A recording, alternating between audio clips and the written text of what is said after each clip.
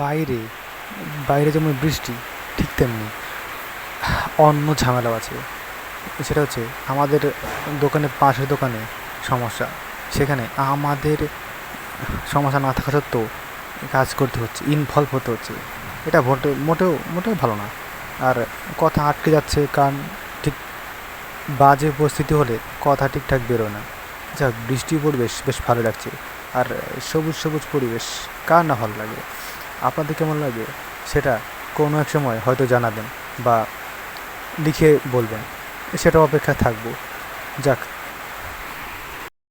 রোদ বা বৃষ্টি, দিন বা রাত, যে কোনো রকম সৃষ্টি, যে কোনো সময় আপনি ঠিক পাশে পাবেন একরকম বন্ধুকে।